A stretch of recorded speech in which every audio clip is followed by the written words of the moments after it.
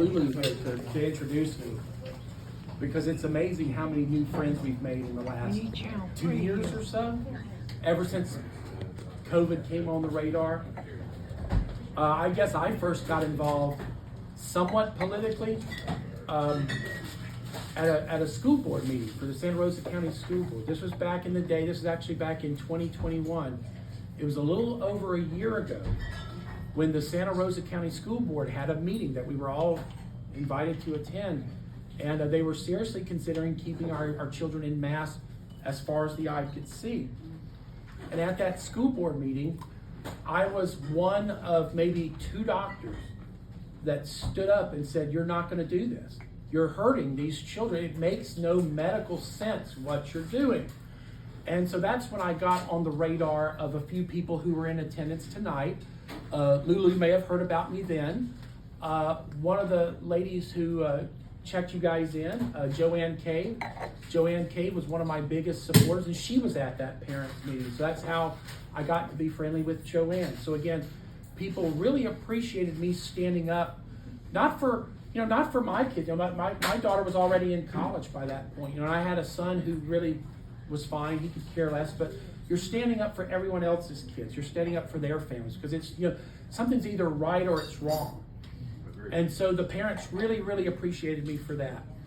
And almost exactly a year ago today, so does everybody know what May 1st is in the communist countries? What's May 1st? May Day. So it's the communist holiday.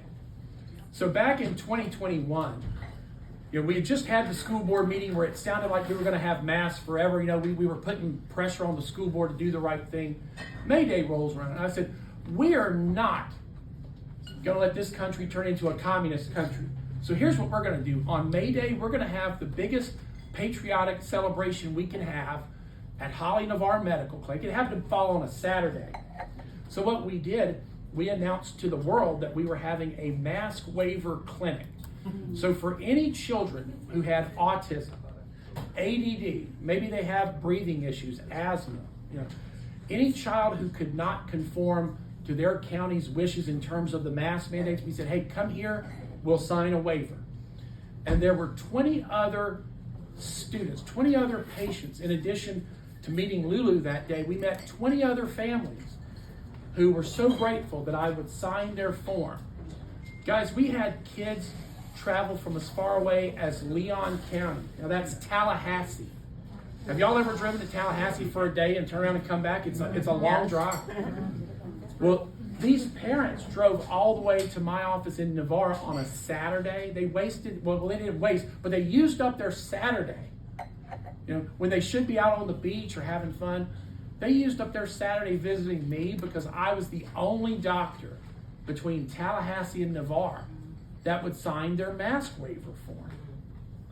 So if you want to know what I stand for, that pretty much sums it up right there. A year ago, almost to the day, that's how I was spending my day. And we didn't charge any of those patients a cent.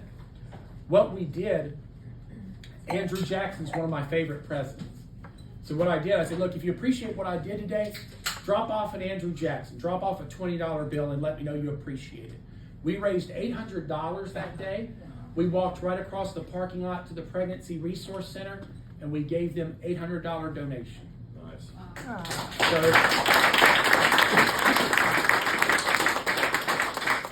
And when you travel across the district, that seems to resonate with people. People, they want someone who will fight for their rights and their freedoms.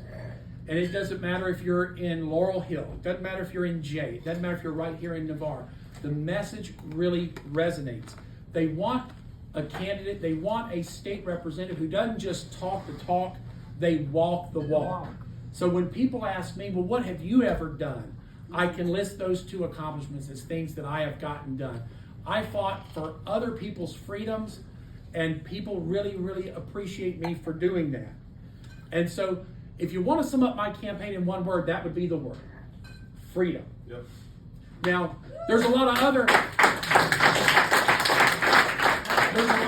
issues out there that I know we're going to get to, and I know are important to people in my district. And these things matter as well. I can name just a couple of them off the top of my head. we have to address our infrastructure in this district. So we are growing at an unbelievable pace. We have to have a controlled growth, and we have to have a plan for that growth. Another issue that's really big to me is the education system here in Santa Rosa County. We consistently have either the top schools in the state or the second best schools in the state. We cannot let our education system erode. We cannot poison it with critical race theory. We have to eradicate that garbage once and for all.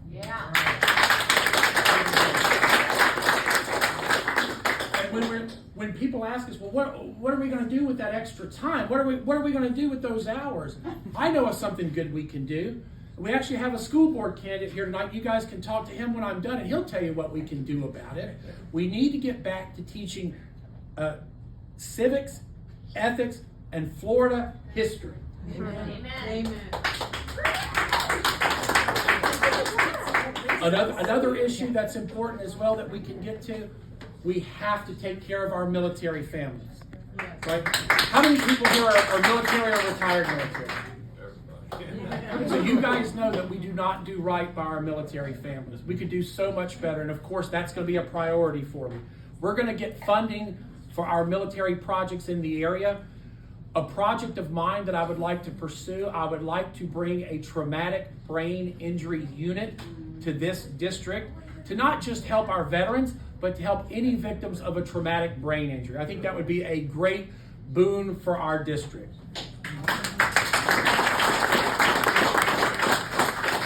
But guys, even though all that is very important, and like I said, these are priorities for me, my top priority has to be freedom. I am a constitutionalist. Without the Constitution, all these other things are worthless. You know, if we sacrifice our rights and liberties to get our pothole paved, what have we accomplished in the end, right? And you guys are going to think I'm joking. I mean, I thought this was a joke myself. My platform has always been about freedom. And I come home the other night, and my wife, Sophie, right there, Sophie's telling me something about a ministry of truth. Have you guys heard about this? Yeah. You probably think I'm joking, but I'm not. This is like something right out of 1984. It really is. You cannot make this stuff up.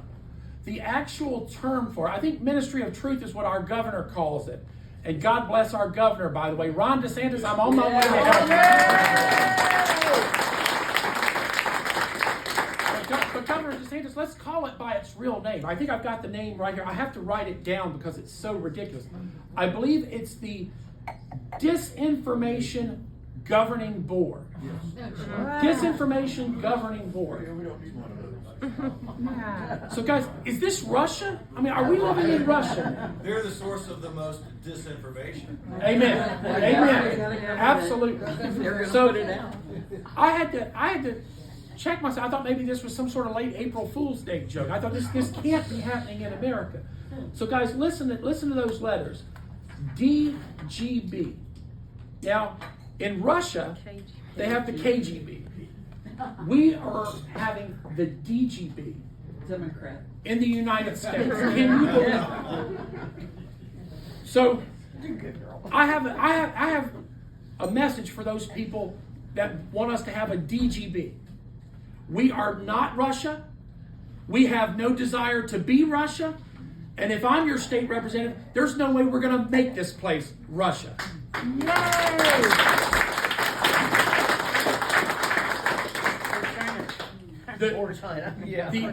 The first bill that I would propose, if you send me to Tallahassee, the very first bill that would have my name on it, I'm going to adopt a proposal, and I'm going to put forth a proposal. We are basically going to reclassify exactly what constitutes a medical emergency. Amen. Basically, we're going to strip them of those emergency powers, so you are not going to be at the whim of a politician. We are not going to give a single politician the right to close your business, lock up your churches, send your kids home from school, make them wear a mask in order to get a diploma. We're going to strip them of their authority to do any of that to you. They are never going to do that to you, never again. Amen. So, if you feel the way I feel, I say that liberty is in critical condition. Yes. And you know the solution for that. There's only one way you could possibly vote. We must have a doctor in the house. And this doctor makes house calls.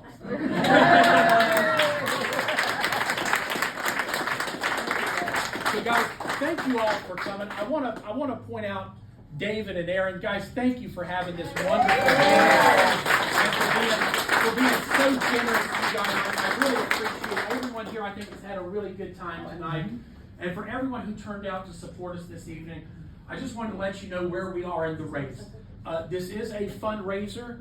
We are doing extremely well, but you guys need to know that contributions are the lifeblood to any campaign. The maximum allowable donation per unit, per individual, per entity is $1,000. We have a few people here this evening that have stepped up and have contributed the max. If you aren't anywhere close to the max, I would encourage you to reach in your pockets and maybe give a little more this evening, because a little goes a long way. But we could certainly use your support, and we're going to take this fight all the way to Tallahassee. Thank you so much.